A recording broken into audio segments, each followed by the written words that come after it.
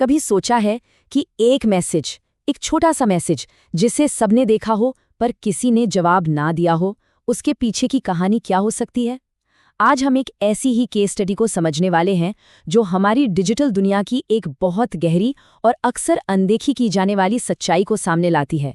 ये सिर्फ एक घटना के बारे में नहीं है, ये है हमारी अपनी साइकोलॉजी के बारे में, जो स्क्रीन के पीछे छुपी होती है।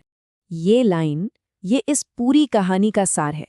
सिर्फ कुछ शब्द नहीं है ये, बल्कि ये उस डिजिटल खामोशी को दिखाते हैं जो कभी कभी सबसे ज्यादा शोर करती है। ये उस पल की कहानी है जब हम टेक्नोलॉजी से सबसे ज्यादा कनेक्टेड होते हुए भी शायद सबसे ज्यादा अकेले होते हैं। चलिए मिलते हैं इस कहानी की सेंट्रल कैरेक्टर से, जिसका नाम हम रखेंगे रिया। रिया, आप जानते हैं, वो हर ग्रुप की एक दोस्त होती है ना, जो सबकी जान होती है, जो हमेशा सबसे पहले रिप्लाई करती है, जो सबका हालचाल रखती है। वो उस ग्रुप का, आप कह सकते हैं, इमोशनल सेंटर थी, जो सबको एक दूसरे से जोड़े रखती थी। तो देखिए हुआ क्या। रात के 2:17 पर रिया का मैसेज आया और सिर्फ 1 मिनट के अंदर उसके एक दोस्त ने मैसेज देख भी लिया। उसने कुछ टाइप करना शुरू भी किया और फिर डिलीट कर दिया। 2 मिनट बाद दूसरे दोस्त ने देखा और सोचा, अरे कल बात कर लेंगे। और फिर एक और दोस्त ने चैट को म्यूट करके सो जाना ही बेहतर समझा।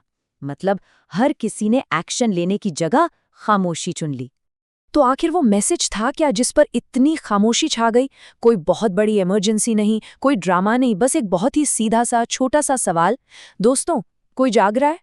ये मदद की चीख नहीं थी, ये बस किसी अपने से जुड़ने की एक कोशिश थी। देर रात के अंधेरे में एक बहुत ही शांत सी पुकार। और यहीं से हमारा असली सवाल शुरू होता है।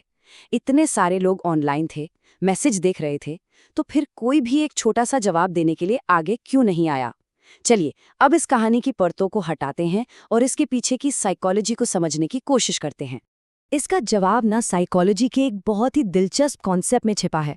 इसे कहते हैं डिजिटल बाईस्टैंडर इफेक्ट।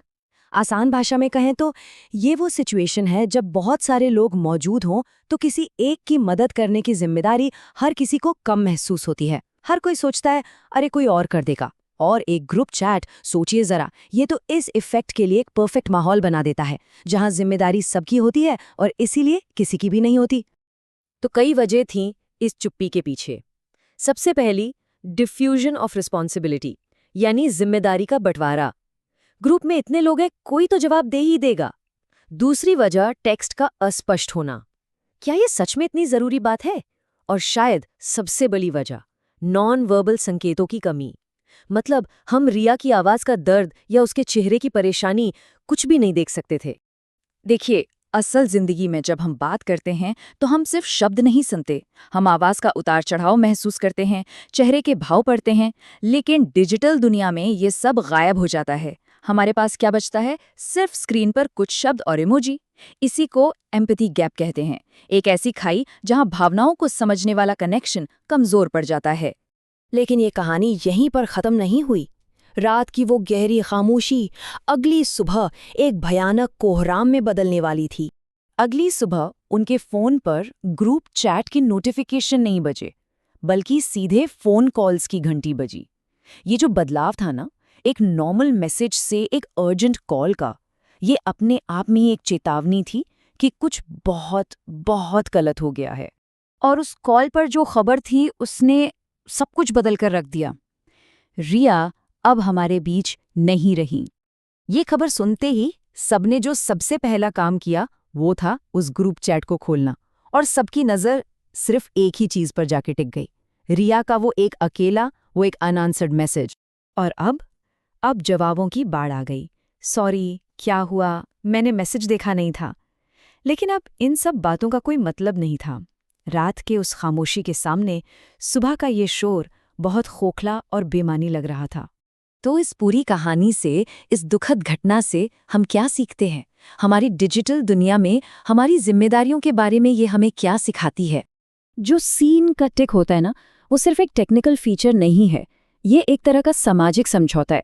जब कोई देखता है कि मैसेज पढ़ लिया गया है तो जवाब की एक उम्मीद बन जाती है, और ऐसे में जवाब न देना सिर्फ चुप रहना नहीं होता, ये अपने आप में एक बहुत पावरफुल मैसेज बन जाता है।